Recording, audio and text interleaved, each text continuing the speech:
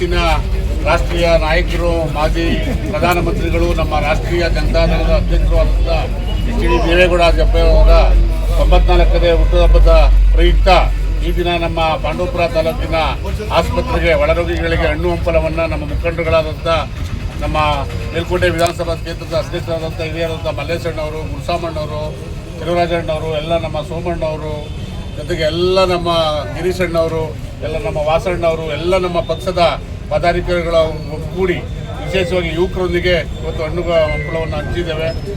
ಆ ಕಾವೇರಿ ಮಾತೆಯ ಸುಪುತ್ರರು ಆದಂಥ ಚಾಮುಂಡೇಶ್ವರಿಯ ವರಪುತ್ರರು ಆದಂಥ ದೇವೇಗೌಡರಿಗೆ ಇನ್ನೂ ಆಯಸ್ಸು ಆರೋಗ್ಯ ಕಟ್ಟಿ ಕಾಪಾಡಲಿ.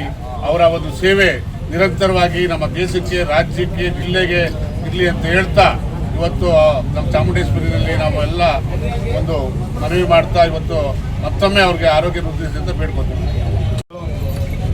ಬಂಧುಗಳೇ, ಈ ದಿನ ಕರ್ನಾಟಕ ಕಂಡಂಥ ಅಪರೂಪದ ರಾಜಕಾರಣಿ, ಮಣ್ಣಿನ ಮಗ, ಮಾಜಿ ಪ್ರಧಾನಮಂತ್ರಿಗಳಾದಂಥ ಎಚ್ ಡಿ ದೇವೇಗೌಡರ 94ನೇ ವರ್ಷದ ಹುಟ್ಟುಹಬ್ಬದ ಆಚರಣೆಯನ್ನು ಮಾಡಬೇಕು ಅಂತೇಳಿ ಜನಮೆಚ್ಚಿದ ಸಚಿವರಾಗಿ, ಸಂಸದರಾಗಿ, ಶಾಸಕರಾಗಿ ಸೇವೆ ಮಾಡಿದ್ದಂಥ ಸಿ ಎಸ್ ಪುಟ್ಟರಾಜರವರ ಆಶಯದಂತೆ ನಮ್ಮ ಪಕ್ಷದ ಎಲ್ಲ ಮುಖಂಡರುಗಳು ಕೂಡ ಇವತ್ತು ಆಸ್ಪತ್ರೆಯಲ್ಲಿ ಆಗಮಿಸಿ ಇಲ್ಲಿ ಏನು ರೋಗಿಗಳಿಗೆ ಹಣ್ಣು ಹಂಪಲವನ್ನು ವಿತರಣೆ ಮಾಡುವಂಥ ಕಾರ್ಯಕ್ರಮವನ್ನು ಇವತ್ತು ಹಮ್ಮಿಕೊಂಡಿದ್ದೀವಿ.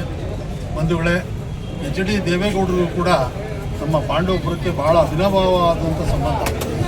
ಸಿ ಎಸ್ ಪುಟ್ಟರಾಜರವರು ಜಿಲ್ಲಾ ಪಂಚಾಯತಿ ಸದಸ್ಯರಾಗಿದ್ದಂಥ ಸಂದರ್ಭದಲ್ಲೇ ಎಚ್ ಡಿ ದೇವೇಗೌಡರನ್ನ ಅನಿರ್ಪ ಸ್ಥಿತಿಯಲ್ಲಿ ಪುಟ್ಟರಾಜ್ ಅವರು ಭೇಟಿಯಾಗಿ ಜಿಲ್ಲಾ ಪಂಚಾಯತಿ ಸದಸ್ಯರಾಗಿದ್ದ ಸಂದರ್ಭದಲ್ಲೇ ಅವರು ಒಂದು MLA ದೀಪಾರ್ಧನ ಪಡೆಯುವಂಥ ಮೆಚ್ಚುಗೆ ಸೂಚನೆಯಾಗಿ ಒಂದು ವರಪುತ್ರರಾಗಿ ಅವರಿಗೆ ನಮ್ಮ ಸಿ ಎಸ್ ಪುಟ್ಟರಾಜ್ ಅವರು ಬಹಳ ಅವಿನಾಭಾವ ಸಂಬಂಧಪಟ್ಟರು. ಅಂಥವರು ಇವತ್ತು ನಮ್ಮ ಪಾಂಡವಪುರಕ್ಕೆ, ಮಂಡ್ಯ ಜಿಲ್ಲೆಯಲ್ಲಿ ನಾವು ಹೋಲಿಸ್ಕೊಂಡು ನೋಡೋದಾದರೆ ಪಾಂಡವಪುರಕ್ಕೆ ದೇವೇಗೌಡರು ಮುಖ್ಯಮಂತ್ರಿ ಆಗಿದ್ದಾಗ, ಪ್ರಧಾನಮಂತ್ರಿ ಆಗಿದ್ದಾಗ 2 ಸಾರಿ ಬಂದಿದ್ದಾರೆ, ಹೋಗಿದ್ದಾರೆ ಅನ್ನೋದೇ ಲೆಕ್ಕನೇ ಇಲ್ಲ. ಇವತ್ತು ಒಬ್ಬ ಮುಖ್ಯಮಂತ್ರಿಯನ್ನು ಕರೆಸಬೇಕಾದ್ರೆ ತುಂಬ ಕಷ್ಟ. ಅಂಥ ಸಂದರ್ಭದಲ್ಲಿ ಒಂದು ದೇವಾಲಯ ಉದ್ಘಾಟನೆ ಆಗಿರ್ಬೋದು, ಮೊನ್ನೆ ನಡೆದಂಥ ನಮ್ಮ ಸಾಮಿಲ್ ತಿಮ್ಮೇಗೌಡರು ಮತ್ತು ಚೆಲುವರಾಜ್ ಅವರ ಒಂದು ವಿವಾಹ ಸಂದರ್ಭಕ್ಕೂ ಕೂಡ ಒಬ್ಬ ಪ್ರಧಾನಮಂತ್ರಿಯನ್ನು ಕರೆಸಿದ್ರು. ಅಷ್ಟು ಸುಲಭದ ಮಾತಲ್ಲ. ಅಂಥ ಸಂಬಂಧ ಉಳ್ಳಂಥ ದೇವೇಗೌಡರು ನಮ್ಮ ಸಿ ಎಸ್ ಪುಟ್ಟರಾಜರವರ ಭಾಳ ಅಚ್ಚುಮೆಚ್ಚಿನ ಮಾನಸ ಪುತ್ರ ಎಂದೇ ಕೀರ್ತಿ ಪಡೆದವರು. ಅವರು ನಿಜವಾಗ್ಲೂ ಕೂಡ ಇವತ್ತು ಇಳಿ ವಯಸ್ಸಿನಲ್ಲಿ ಹೋರಾಟವನ್ನು ಕೊಟ್ಟು ಇವತ್ತು ನಮ್ಮ ಕರ್ನಾಟಕದಿಂದ ಒಬ್ಬ ಕನ್ನಡಿಗ ಇವತ್ತು ದೆಹಲಿ ಕೆಂಪುಕೋಟೆ ಮೇಲೆ ಹೋಗಿ ಭಾರತದ ಧ್ವಜವನ್ನು ಹಾರಿಸೋರೆ ಅಂತ ಕೀರ್ತಿ ಇನ್ಯಾರಿಗೂ ಸಲ್ಲೋದಿಲ್ಲ. ಮುಂದೆ ಮಾಡ್ತಾರೋ ಇಲ್ವೋ ಗೊತ್ತಿಲ್ಲ.